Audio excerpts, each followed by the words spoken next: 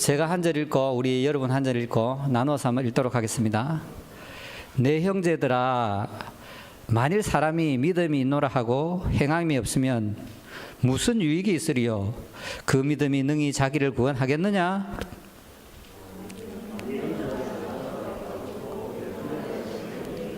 너희 중에 누구든지 그에게 이르되 평안히 가라, 덥게 가라, 배부르게 하라 하며 그 몸에 쓸 것을 주지 아니하면 무슨 유익이 있으리요? 다 같이 이와 같이 행함이 없는 믿음 그 자체가 죽은 것이라. 아멘.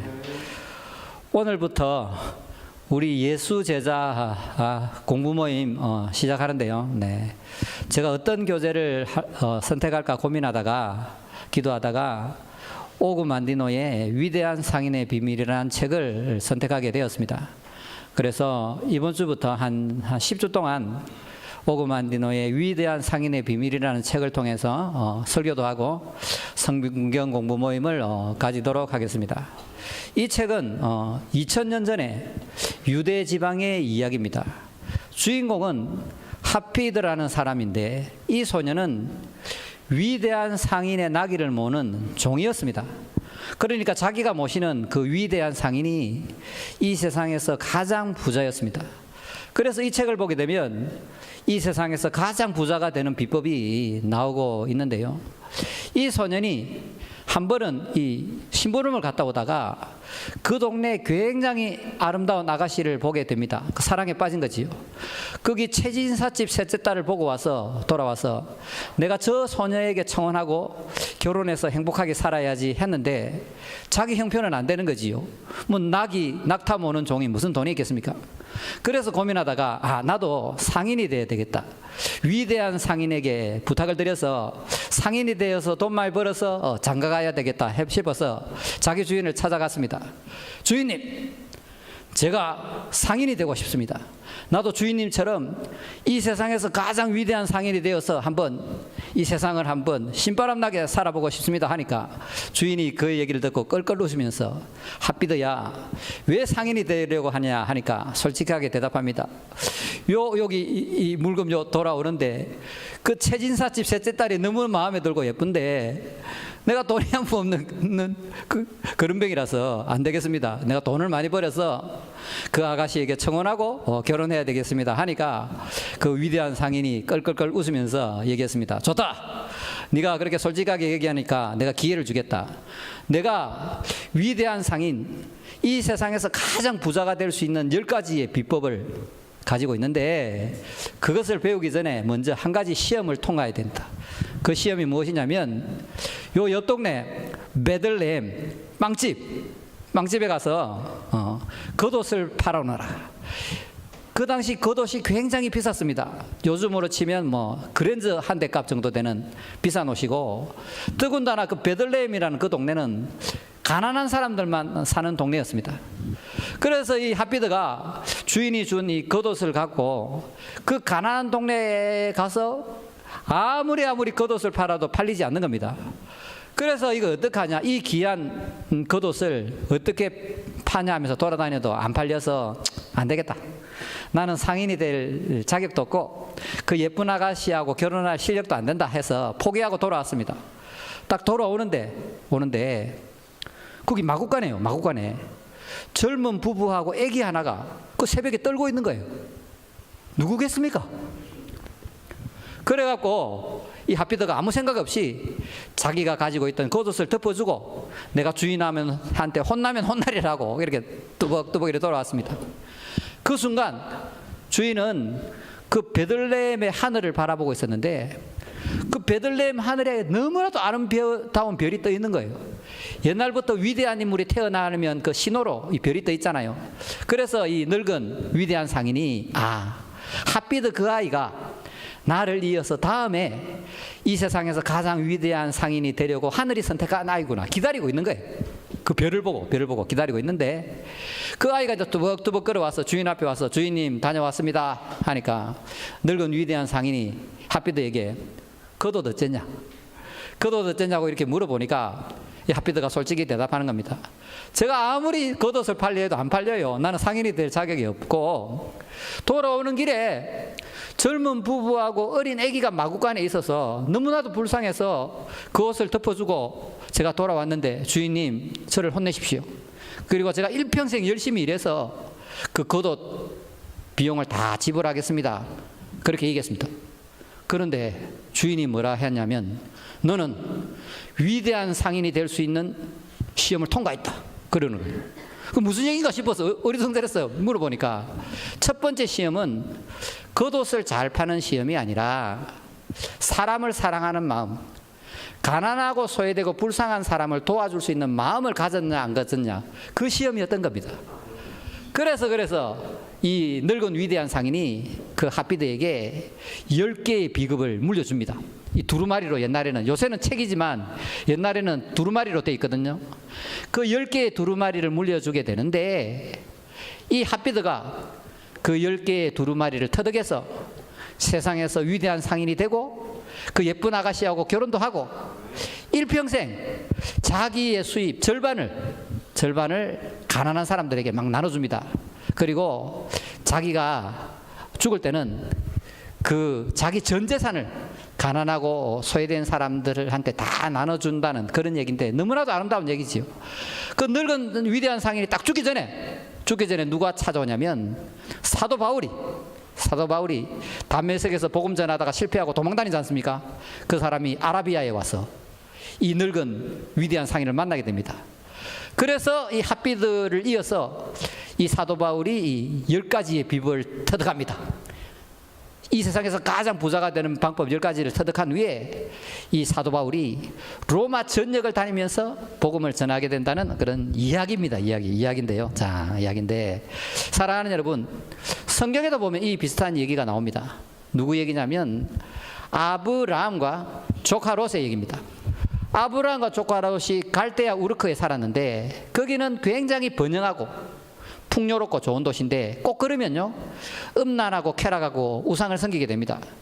하나님께서 본토 친척 아비 집을 떠나고 이제 아브라함 보고 나오라니까 이 아브라함과 롯이 이제 거기서 벗어나서 우여곡절 끝에 가나안 땅에 정착하게 되는데 아브라함과 롯의 소유가 자꾸 이렇게 늘어나게 되니까 아브라함하고 조카 롯 그 목자들이 서로 좋은 땅, 좋은 물 막 많이 가지려고 이제 싸우고 다투게 된 거지요. 그러니까 이 아브라함이 안 되겠다, 한 집안 식구로서 이렇게 싸우게 돼서 안 되겠다 싶어서 롯을 불렀습니다.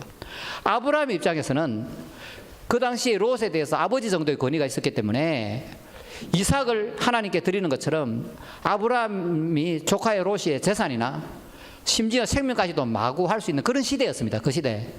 그럼에도 불구하고 이 아브라함은 조카 롯을 불러다가 양보합니다. 롯아, 네가 좌하면 내가 우하고 네가 우하면 내가 좌할 테니까 네가 먼저 좋은 땅, 좋은 물, 좋은 곳을 택하라고 양보합니다. 그래서 이 조카 롯은 욕심에 눈이 멀어서 소돔과 고모라 땅을 따라가게 되고 아브라함은 반대쪽으로 가게 되는데 그 결과 이 조카 롯은 돈을 따라갔기 때문에 쫄딱 망하게 됩니다. 하나님이 소돔과 고모라를 멸망시킬 때 조카 롯은 모든 재산 다 잃고 또 자기 아내는 소금기둥이 되고 또 집안은 풍지박살이 나게 되는데 돈보다 사람을 귀하게 여겼던 아브라함은 복의 통로가 되어서 그 이름이 창대하게 되고 많은 자손들을 낳게 되고 170세까지 장수하고 지금 지구의 절반이 아브라함을 믿음의 아버지라고 고백하고 있고 성경에 기록되어서 지금도 아브라함을 통해서 우리가 은혜를 받고 있고 아브라함의 자손으로 예수 그리스도께서 이 땅에 오셔서 복음의 통로가 되었다는 것을 기억하시기를 바랍니다. 그래서 여러분이 인생을 살아가는 데 있어서 당장 눈앞에 이득, 뭐 아파트든지 뭐 주식이든지 땅이든지 당장 눈앞에 이익을 따라가게 되면 그 결과가 결코 좋지 않습니다. 저는 인생을 많이 살아봐서 아는데 저는 누군가하고 뭐 부동산이든지 주식이든지 현금이든지 문제가 딱 생기면요 다 가져가라고 양보합니다. 항상 그렇게 살아왔습니다. 왜냐하면 하나님의 나라는 거꾸로의 법칙이 통한다는 것을 믿으시길 바랍니다.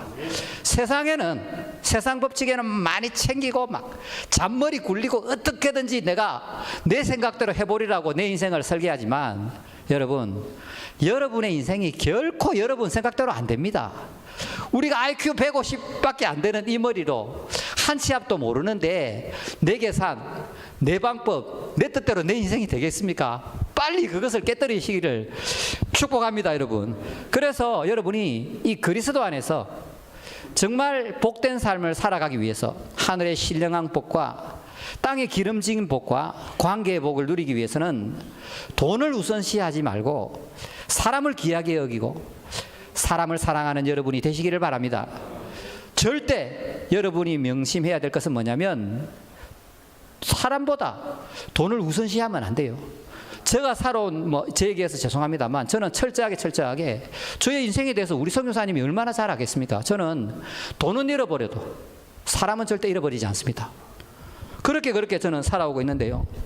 오늘 본문도 그런 맥락에서 이해를 해야 되는데, 여러분 오늘 본문을 보면 행함이 없는 믿음은 죽었다 이렇게 얘기하지만 이 야고보서는 믿음과 행함 얘기를 지금 하는 게 아닙니다.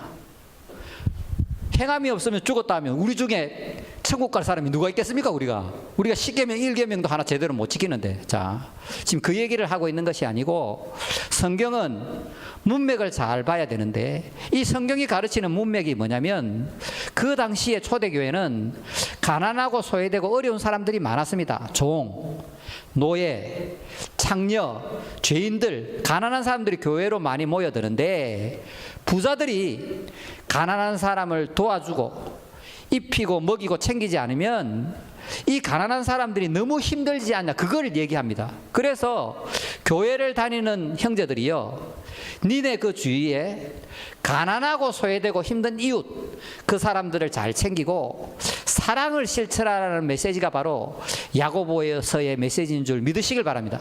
오늘 본문을 다시 보면 자, 형제들아, 만일 사람이 믿음이 있느라 하고 행함이 없으면 무슨 유익이 있으리요? 그 믿음이 능히 자기를 구원하겠냐? 구원받지 못한다는 이 얘기가 아니고, 믿음과 행함은 하나인데 그 다음에 뭐라고 얘기합니까? 만일 형제나 자매가 헐벗고 일용할 양식이 없는데 너희 중에 누구든지 그에게 평안히 가라, 덥게 가라, 배부르게 하라 하며 그 몸에 쓸 것을 주지 아니하면 무슨 유익이 있으리요?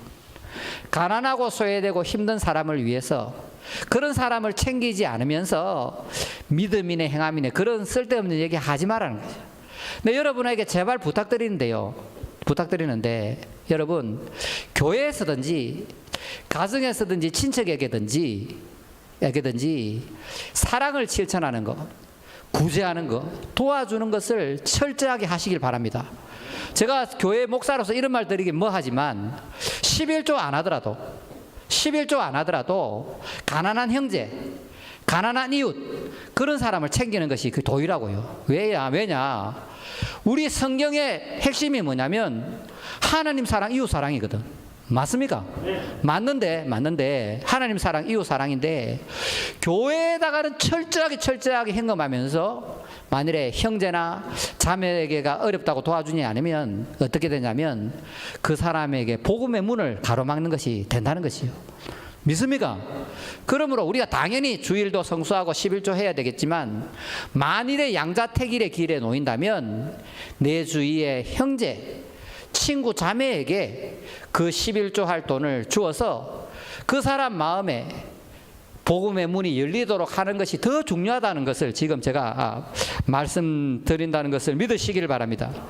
그러므로 하나님을 사랑하는 것은 곧 형제 사랑하는 것인데, 특히 가난하고 소외되고 힘들고 아프고 어려움에 있는 사람들을 잘 돌보는 것이 우리 그리스도인의 본분이라는 것을 믿으시기를 바랍니다.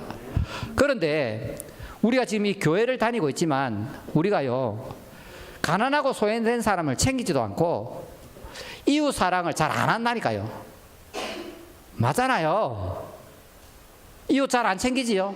하다못해 직장 동료도 잘 못 챙긴다고요. 왜 그러냐면 우리가 철저하게 자기 중심이라, 사나 죽으나 내, 이 세상의 모든 중심이 내고 우주의 중심이 나고 나의 유익과 만족만 바라보니까 우리가 이웃을 바라볼 시각이 안 열리는 거라. 교회 다니고 헌금하고 봉사하고 그런 건 잘하지만 정작 내 이웃을 내 몸같이 사랑하고 가난하고 소외되고 힘든 이웃을 돌보는 데는 너무 소홀하다. 우리는 내 생각, 내 계획, 내 마음. 우리가 해봐야 IQ 150도 안 되고 내일도 모르는 우리가 어떻게 우리 계산대로 인생이 되겠습니까? 그럼에도 불구하고 끊임없이 나라는 감옥에서 이 머리를 계속 굴려보는 겁니다. 나이 드신 여러분, 인생이 내 마음대로 됩니까? 하나도 안 됩니다. 내 마음대로 하나도 안 되고. 자식이 내 마음대로 됩니까? 안 됩니다, 여러분. 내 인생이 내 마음대로 되지 않는다는 것을 깨닫는 사람은 이제 철이 들었다는 거지. 사랑하는 여러분, 제가 지난주에 우리 청년하고 담소를 나누었는데요. 이제 한 10분 차 타고 가면서 얘기를 했는데 그 청년이 뭐라고 그랬냐면, 목사님, 진정한 사랑을 찾고 싶다. 그리고 그 진정한 사랑으로 자기 자신을 사랑하고 싶다. 그렇게 얘기를 하더라고요. 그래서 이 얘기가 뭐냐면, 저는 앞으로는 돈이든 시간이든 재능이든 나를 위해서 좀 사용하고 싶다. 이렇게 얘기를 하더라고. 자기 사랑을 위해서.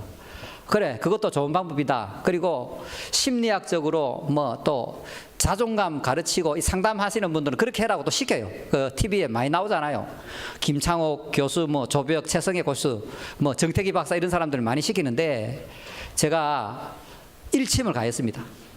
심리학적으로, 정신분석학적으로, 인간학적으로 네 말이 맞을 수는 있지만 진정한 자기 사랑은 그것으로 되지 않는다. 진정한 자기 사랑은 어떻게 하면 할 수 있냐면 저기 나와 있어, 저기.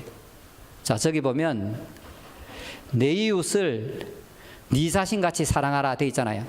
자, 그러니까 내 이웃을 내 자신같이 사랑하기 위해서는 먼저 마음을 다하고 성품을 다하고 힘을 다해서 하나님을 사랑해야 돼요. 하나님을 사랑하는 마음이 있어야 내 자신도 사랑하게 되고 이웃도 사랑하고 특히 가난하고 어렵고 힘든 소외된 사람들을 돌보겠지요. 자, 그런데 우리는 타락하고 부패하고 자기중심적이라서 절대 하나님 사랑 안 해요. 여러분이 어떤 존재인가 말씀드리면, 여러분이 이 세상에 있는 것 중에 하나라도 행복을 찾을 조건이 있으면 여러분 하나님을 진정으로 안 찾는다니까요. 저도 그렇고 여러분도 그렇고. 우리가 얼마나 자기중심적인 존재냐면 이 세상 속에서 지푸라기 하나라도 내가 거기서 행복을 찾아야지, 만족을 찾아야지 하는 조건만 되면 우리는 하나님을 찾지 않아요. 맞습니까? 예, 맞습니까? 자, 그렇다니까요. 그래서 우리는 하나님을 사랑할 수 없는 존재들인데 우리가 하나님을 사랑할 수 있는 방법은 딱 하나예요. 그건 뭐냐면 하나님의 사랑이 우리에게 부어져야 돼요. 하나님의 사랑이 성령을 통해서 우리 마음에 부어지면 우리는 하나님을 사랑하고 내 자신을 사랑하고 이웃을 사랑하고 소외되고 가난한 자들을 사랑할 수 있게 된다는 거예요. 특히 이 하나님의 사랑, 이 하나님의 크고 놀라운 사랑을 깨달아야, 내가 지금 이 순간 하나님의 크고 놀라운 사랑을 받고 있는 존재라는 것을 깨달아야만 우리는 내 자신을 사랑하고 이웃도 사랑할 수 있게 된다는 겁니다. 특히 중요한 건 뭐냐면 예수 그리스도께서 나를 사랑하셔서 십자가에서 죽기까지 그 고통을 감내하시고 죄와 죽음에서 나를 건지셨다는 그 복음만이 우리를 변화시킨다는 거예요. 믿습니까? 그러니까 그 하나님의 그 위대하고 놀라운 사랑, 특히 십자가에서 자기 몸을 찢으신 그 위대한 그 사랑이 나를 관통해야만 이 교만하고 완악하고 내 밖에 모르는 이 자아가 부서지고 우리가 하나님 사랑, 이웃 사랑에 대한 눈이 뜨이게 된다는 것이에요. 뿐만 아니라 하나님은 십자가에서 우리를 낳으시고 그 갓난 아이 같은 우리를 돌보십니다. 여러분이 아이를 낳았는데 낳아놓고 내버려 두고 네가 알아서 살아라고 크라고 방치하겠습니까? 안 그렇다고요. 하나님은 우리와 동행하시고 우리와 교제하시고 우리를 돌보시고 우리의 필요를 정확하게 공급하시는 좋은 분인 줄 믿으시길 바랍니다. 하나님은 우리가 어디를 가든지 어느 때나 365일 24시간 동행하시고 우리와 교제하기를 원하신다는 것을 믿으시길 바랍니다. 어제 제가 이용민 등반 대장님하고 거기 산에 갔는데요. 그 산에 그 바람이 나무 사이로 지나다니면서 햇빛이 비치고 새들이 노래하는데요. 그건 저는 전부 그게 하나님의 음성으로 들려요. 그 하나님의 위대한 사랑이 자연 속에 내려져서 그 위대한 자연 속에서 햇볕이 내려오고 산소가 내려오고 피톤치드 많이 나오고 그 새가 하나님을 찬양하고 있고 이용민 집사님하고 둘이 앉아 있는데요. 너무나도 행복한 거예요. 그 자연을 통해서 하나님과 교제하다가 이렇게 내려오는 거죠. 하나님은 말씀을 통해서 우리를 진리의 길로 인도하실 뿐만 아니라 여러분 모든 삶을 챙깁니다. 여러분 마귀의 공격, 죄의 유혹, 이 세상의 모든 위험으로부터 여러분과 여러분의 자녀들을 하나님이 돌보시기 때문에 우리가 지금 이렇게 편안하게 예배를 드리고 있는 줄 믿으시면 아멘 하시길 바랍니다. 또한 하나님은 영적인 것이든지 정신적인 것이든지 인격적인 것이든지 우리 삶에 필요한 모든 물질조차 돈조차도 정확한 때에 정확하게 공급하시는 좋은 하나님이라는 것을 믿으시길 바랍니다. 영어로 하나님을 뭐라고 하느냐면 God, G-O-D, God이라고 그러는데 그 God이라는 단어에서 뭐가 나왔냐면 굿이 나왔습니다. G-O-O-D. 하나님은 좋은 분이기 때문에 좋은 것밖에 줄 수 없어요.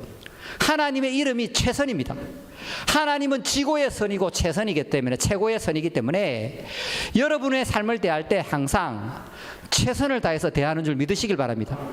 하나님 자체가 최선이기 때문에 하나님은 언제나 최선으로 지금 여러분의 눈에는 어렵고 힘들고 괴롭고 포기하고 싶고 나의 문제, 나의 형편, 나의 어려움이 너무나도 크게 다가올지 몰라도 하나님의 입장에는 그것이 최선이기 때문에 그것을 허락한다는 것을 믿으시면 아멘 하시길 바랍니다.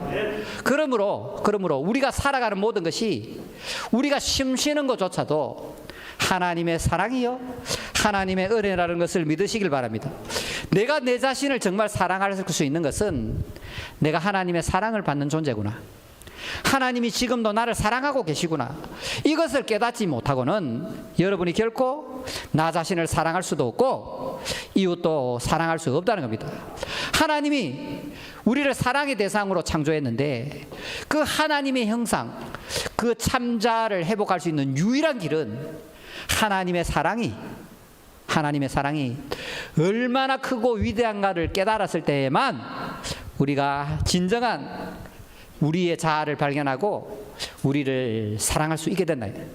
그러니까 그 하나님의 사랑에 내 자아가 관통된 사람은 돈이 있거나 없거나, 내가 지위가 높거나 낮거나, 내가 목회를 하는데 사람이 몰리거나 안 몰리거나, 내가 아프거나 안 아프나 전혀 문제가 안 된다. 전혀 이 세상에 어떤 것도 문제가 안 된다. 돈도 없고 백도 없고 스펙도 없고 힘도 없고 아무것도 그게 문제가 안 돼요. 왜냐? 하나님의 사랑과 하나님의 은혜 안에서 나를 발견하게 되면요, 이 세상 그 무엇도 부럽지가 않아요. 믿습니까? 그런 하나님의 자녀로서 하나님의 형상으로서 내가 사랑받는 존재라는 것을 진짜 알게 되면 돈이나 자식이나 사업이나 교회나 이런 것들이 아무 문제가 되지 않는다. 믿으시면 아멘 하시길 바랍니다. 사랑하는 여러분, 하나님의 사랑이 나를 덮으면요, 이 세상에 그 무엇도 부럽지 않는 게 그게 정말 진리의 복음을 만난 사람입니다. 여러분, 제가 새벽기도 하는데요, 이런 생각 들더라고요. 와, 내같이 추하고 악하고 더럽고 교만한 인간을 왜 하나님이 사랑하실까? 내가 얼마나 악하고 더러운지 우리 아내가 잘 알아요. 입을 덮고 자는 사람은 나를 잘 알아요. 내가 악하고 추하고 더럽고 음란하고 교만하고, 여러분, 목사라고 이쁜 여자 지나가면 안 쳐다보는 줄 압니까? 집사님, 이쁜 여자 지나가면 쳐다봐요 안 봐요? 봐요. 내보다 10살이나 많은데도 쳐다본다 하잖아요. 목사라고 안 쳐다보는 줄 압니까? 목사 혈압이라도 그건 안 돼요. 안 그런 척하는 그게 죄인이라니까. 진짜 죄인이라니까. 안 쳐다봐요? 뭐 본다 잘 알아요. 봐요. 그만큼 우리가 부패하고 타락한 인간이고, 수도를 감림산 기도원에서 수도를 3년 10개월 하고 금식을 그렇게 하고 신학교에 10년이나 공부한 저도요, 이쁜 여자 지나가면 쳐다본다니까요. 여러분, 그러니까 제가 무슨 얘기 하냐면, 우리는 너무나도 추하고 악하고 더러운데 하나님 왜 나를 사랑하지? 더군다나 넥타이 메고 목사까지 해. 이게 사기거든, 사기. 내가 너를 보면 이게 사기라고요, 사기. 그 거룩하신 하나님의 말씀을 내같이 추하고 더럽고 악하고 음란하고 버러지 못한 벌레 같은 인간이 왜 말씀을 전하고 있냐고. 이게 알고 보면 사기라. 여러분 만일에 있잖아요, 내 마음속에 들어오게 된다면 아무도 이 교회 안 나올 거야. 아마 안 나올 거야. 안 나올 거야. 사랑하는 여러분, 그러니까 이런 추하고 악한 죄인을 위해서 하나님이 십자가를 내 대신 졌다 이거라. 그리고 지금까지 챙기고 돌보고 그렇게 원망하고 짜증하고 불평하고 말 안 듣고 그래도 사랑으로서 나를 떠나지 않네. 그걸요 히브리어로 헤세드래. 헤세드. 헬라어로는 카리스라. 하나님은 언제나 나를 은혜로 대. 하나님의 크고 놀라운 사랑으로 나를 대하고 있다니까. 예진아, 내 설교 중에 본명을 대서 미안한데 네 엄마가 네 얼마나 사랑하는지 모르지? 네 모른다. 절대 모른다. 언제 깨닫는 줄 아나? 네가 시집가 갖고 네하고 똑같은 딸을 낳아. 그 딸이 네같이 말 안 들을 때 우리 엄마 사랑이 얼마나 큰지 그때 깨닫게 됐다. 맞습니까? 딸 키우는 분들 맞습니까? 동의하십니까? 그런 것처럼 우리가 하나님을 사랑하고 이웃을 사랑하고 가난한 자를 돕는 그런 진실된 마음이 나오기 위해서는 하나님의 그 크고 위대한 사랑이 나를 간통하는 그것밖에는 길이 없다. 맞습니까? 그래서 제가 나같이 추하고 악하고 더럽고 수갑차고 TV 나오고 이런 인간인데, 진짜 세상에서 인간 말종인데 예수 믿고 구원받는 것만 해도 뭐 말할 것도 없는데 그거다가 마이크 들고 목사까지 하고 있으니까, 양복 입고 이렇게 하고 있으니까 이거는 하나님 사기 같은데요. 도저히 이건 아닌 것 같습니다. 내가 그렇게 기도했어요, 며칠 전에. 하나님께서 어떠한 음성을 들려주느냐, 간지럽지만 좀 들으시기 바랍니다. 나는 너를 사랑하기 위해서 만들었다. 너는 나의 사랑을 받기 위해서 태어난 거야. 그리고 너는 나의 사랑의 대상이라니까. 뿐만 아니라 나의 사랑은 결코 변하지 않아. 이 세상의 모든 사랑은 변할 수 있지만 나의 사랑은 결코 변하지 않고, 나는 결코 너를 떠나거나 버리지 않아. 24시간 365일 눈동자처럼 너를 지키고 있단다. 그건 맞아요. 내가 하는 행동을 보면, 내 마음 상태를 보면 하나님의 사랑과 하나님의 은혜 아니면 내가 이렇게 살아갈 수 없고 목사도 될 수 없고 교회도 할 수 없는 거지. 마지막에 성령께서 그러더라고요. 얘야, 정말 내가 너를 사랑한다. 그러고요, 뭐 했냐면 이제 또 예수님하고 숨바꼭질 했지요. 예수님하고 숨바꼭질하고 예수로 숨쉬고 예수로 먹고 마시고 예수와 동행하고 예수로 살아갈 수 있는 힘이 그때 생기는 거지. 믿습니까? 믿습니까? 자, 여러분 이 얘기를 잘 들으시라고. 자, 우리나라에서 조사를 했는데요, 우리나라에서 공부 1, 2등 하는 애 있죠. 1, 2등 하는 애하고 3등에서 한 50등 하는 애하고 IQ를 조사했어요. IQ를 조사해 보니까 IQ가 똑같은 거라. 맨날 1, 2등 하는 애들이나 3등, 10등 하는 애들은 IQ가 똑같아요. 그래서 왜 1, 2등 하는 애는 맨날 1, 2등만 하고 3등에서 10등, 20등 하는 애는 그 정도밖에 못 할까? 그 비교를 했는데요, 과학자들이 찾아냈습니다. 뭘 찾아냈냐면 1, 2등 하는 애나 3등, 10등 하는 애나 머리가 똑같은데 IQ는 똑같은데 1, 2등 아이들은 뭐가 발달됐냐면요, 메타인지가 발달돼 있다고. 그게 무슨 말이냐면 1, 2등 하는 아이들은 내가 수학이 약하고 영어는 듣기가 약하고 이런 있잖아요, 자기 자신을 객관적으로 파악할 수 있는 눈이 발달되어 있는 거라.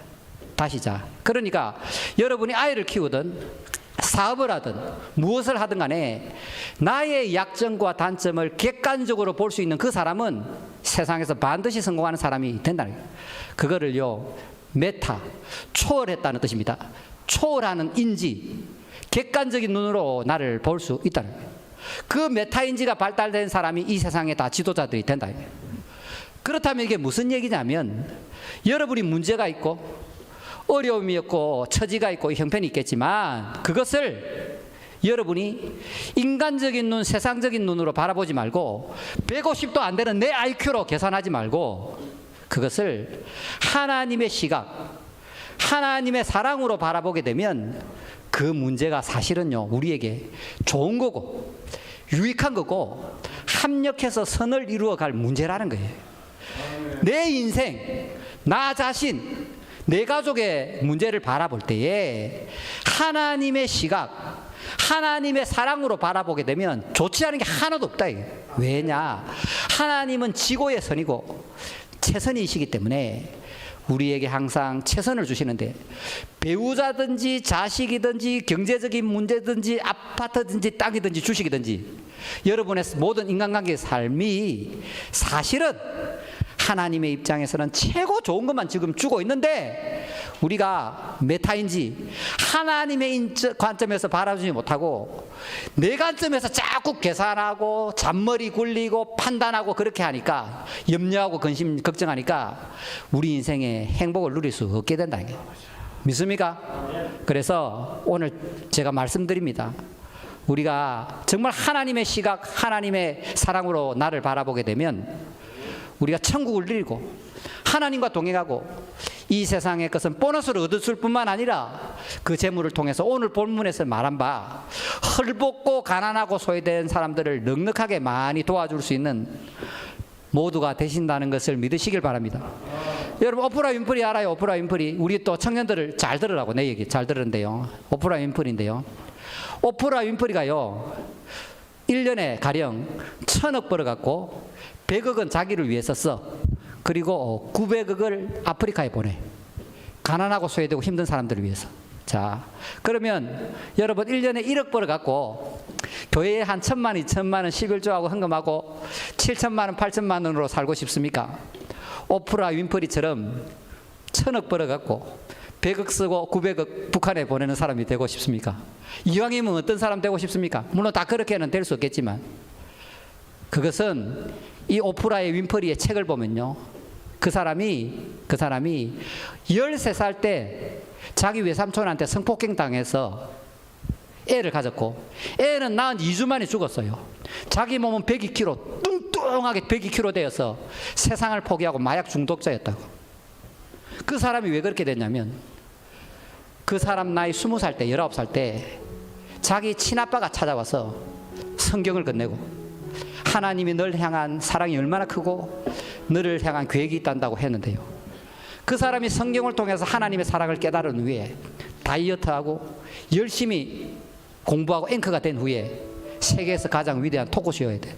미국 대통령이 되려면 반드시 그 여자가 진행하는 토크쇼에 나가야만 미국 대통령이 되는데, 세계 최고의 영향력 있는 사람이 되었다는 것입니다.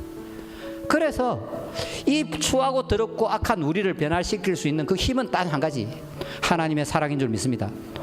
그러므로 하나님의 사랑, 이 하나님의 은혜가 나에게 얼마나 큰지를 깨닫고 정말 변화와 회복을 누리시는 모두가 되시기를 축복합니다.